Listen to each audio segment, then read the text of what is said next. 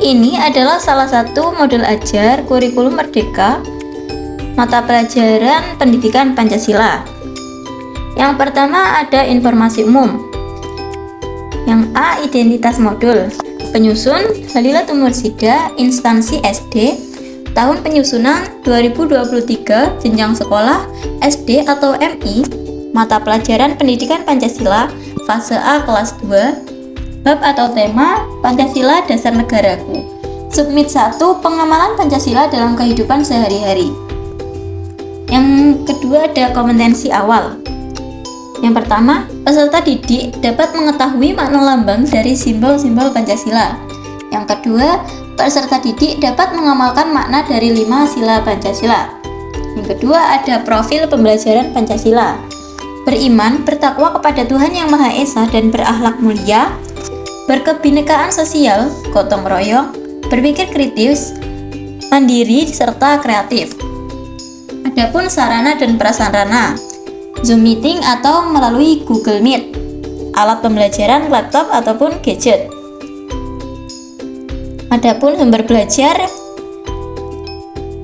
menggunakan Kementerian Pendidikan, Kebudayaan Riset, dan Teknologi Republik Indonesia tahun 2021, buku panduan guru pendidikan Pancasila dan kewarganegaraan untuk SD kelas 2. Terdapat target peserta didik, yaitu peserta didik reguler atau tipikal, umum, tidak ada kesulitan dalam mencerna dan memahami materi ajar.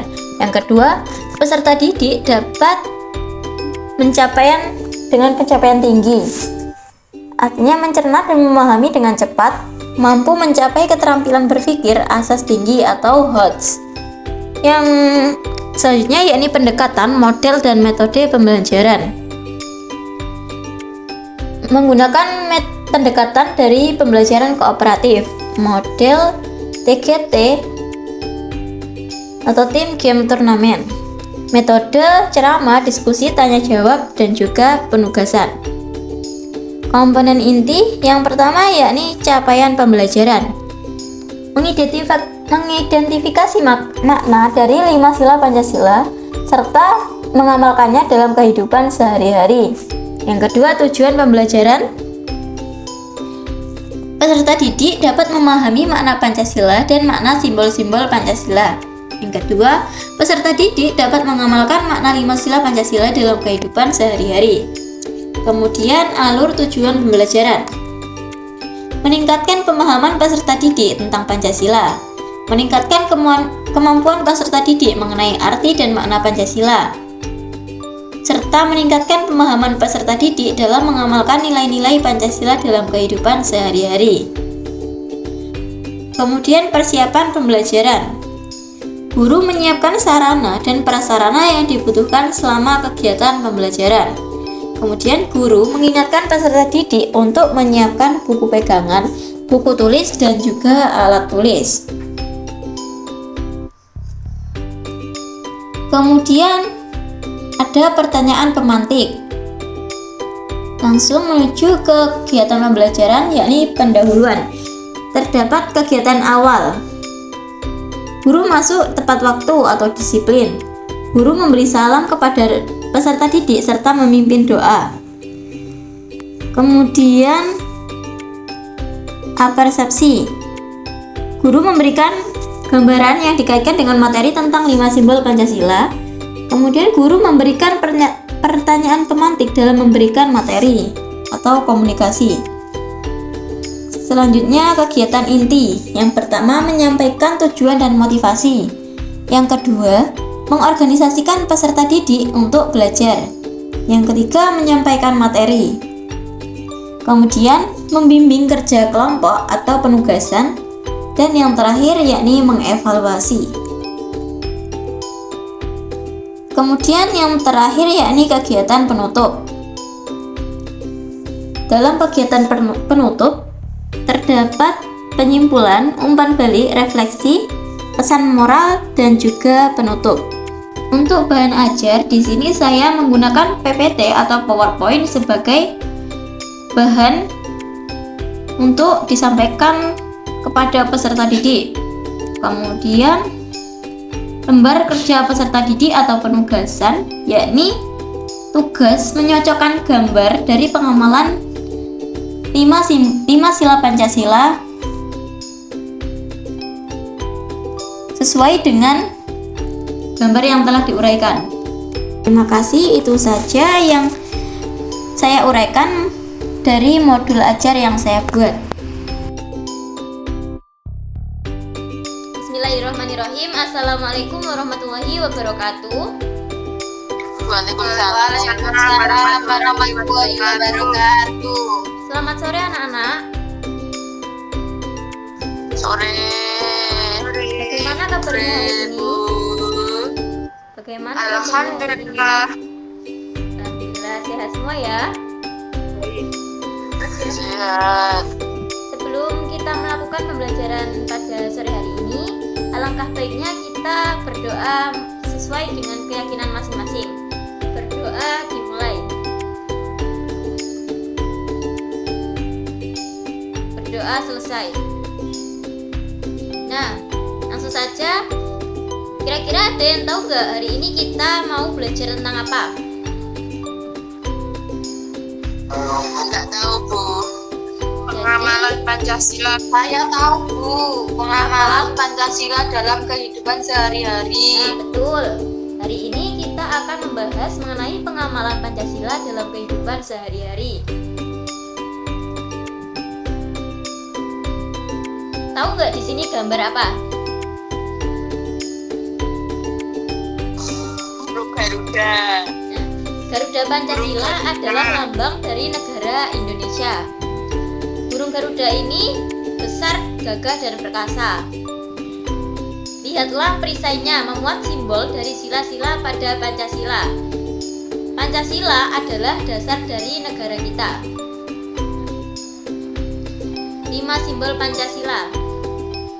Kira-kira ada yang tahu nggak ini gambarnya apa aja? Kepala banteng. Kemudian yang ini gambar Pohon beringin. betul. Pagi jagung. Sentak. Betul. Yang ini gambar apa?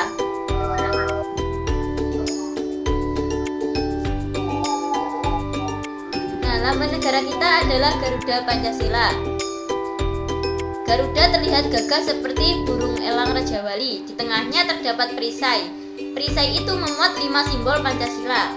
5 simbol tersebut secara berurutan adalah bintang, rantai, pohon beringin, kepala banteng, dan padi serta kapas.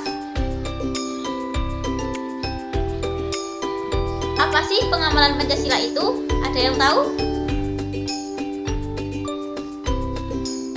Tidak, Bu. Enggak tahu, Bu. Jadi pengamalan sila Pancasila artinya penerapan nilai-nilai Pancasila dalam kehidupan sehari-hari. Nah, sila Pancasila yang pertama yakni ketuhanan yang Maha Esa. Adapun contoh penerapan yang sesuai dengan sila pertama yakni beribadah sesuai agama dan kepercayaan. Yang kedua, memaksakan orang lain untuk memeluk suatu agama. Yang ketiga, toleransi terhadap orang yang berbeda agama. Yang keempat, membaca kitab suci. Dan yang kelima, berdoa sebelum makan. Nah, di sini kan ada gambar. Ini kira-kira gambar apa ya? Siapa yang tahu? Orang lagi sholat. Nah, betul. Sholat itu, Bu. Ya. Yang ini nih, gambar apa? Gambar berkeluarga makan. Ya. Menuju sila yang kedua. Sila yang kedua adalah kemanusiaan yang adil dan beradab.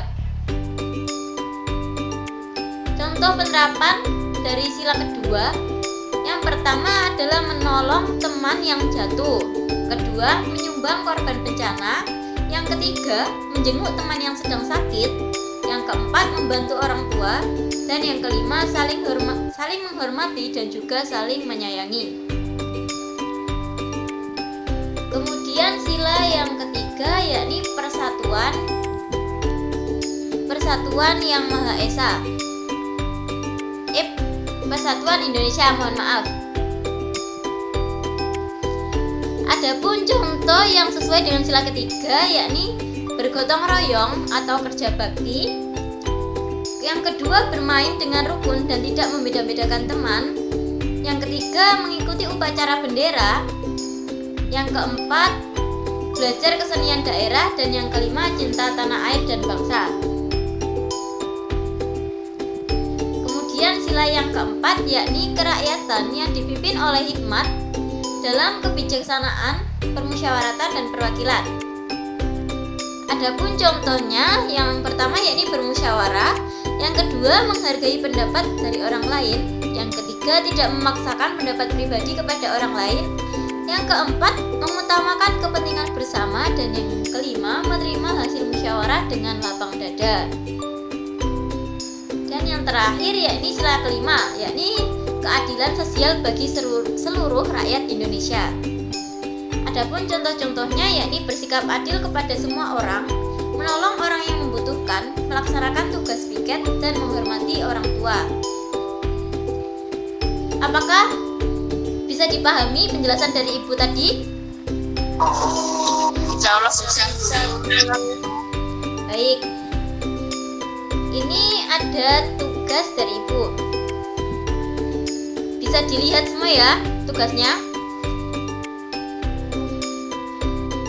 Di sini ada gambar sesuai contoh dari pengamalan nilai Pancasila. Nah, nanti untuk tugasnya kalian mengisi gambar ini tuh masuk ke sila yang keberapa.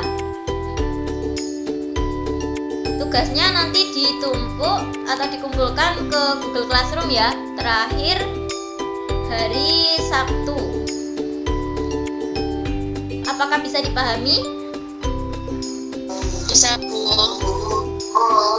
Baik, apabila sudah bisa dipahami semuanya, terima kasih. Ibu akhiri. Wassalamualaikum warahmatullahi wabarakatuh. Waalaikumsalam warahmatullahi wabarakatuh.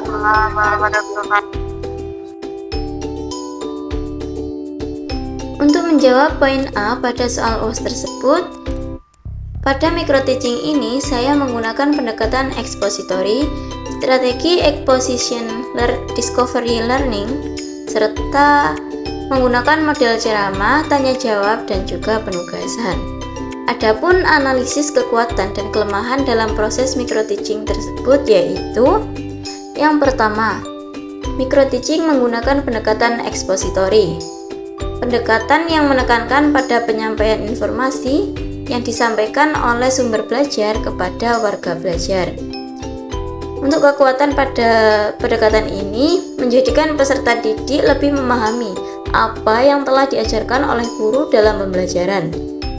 Serta kelemahan pada pendekatan ini ada dari beberapa peserta didik yang belum paham mengenai materi yang telah dijelaskan oleh guru. Yang kedua, strategi exposition discovery learning. Itu menempatkan guru sebagai penyampaian informasi.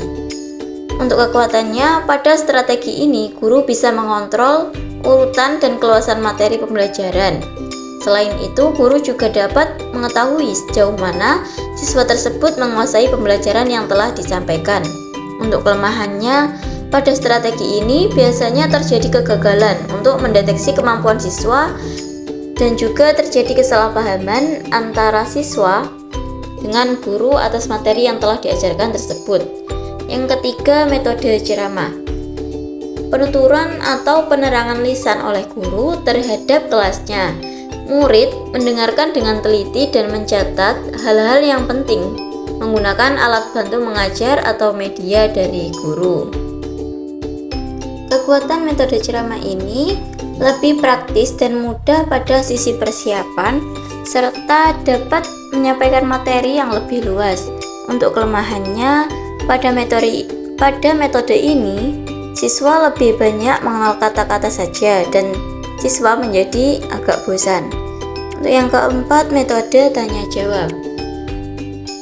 Metode di mana guru memberi pertanyaan kepada murid, kemudian murid menjawabnya.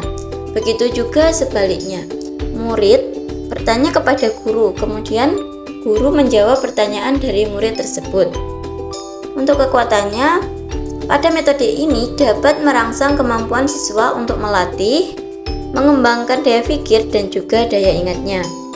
Adapun kelemahannya, biasanya siswa merasa takut dan tegang apabila murid itu hendak bertanya kepada guru, sehingga murid tersebut menjadi kurang efektif dalam mengungkapkan pertanyaan tersebut.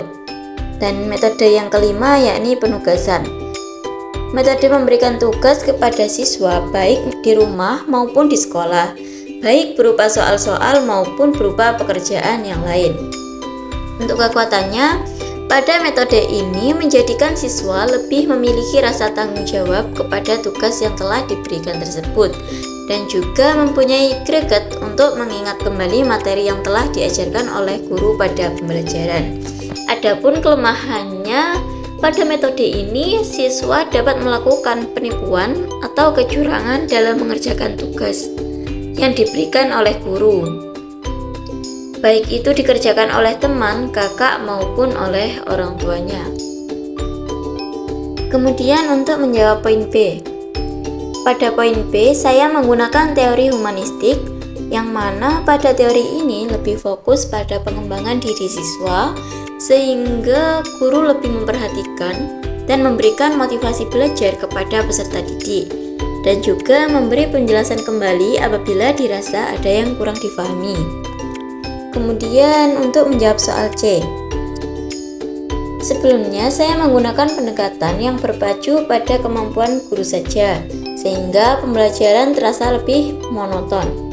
Sangat berbeda ketika saya melakukan pembelajaran ini. Mereka mulai aktif untuk berpendapat seperti bertanya dan mengungkapkan apa yang belum dipahaminya. Meskipun pembelajaran tersebut dilakukan secara daring, akan tetapi sudah mulai berjalan dengan baik.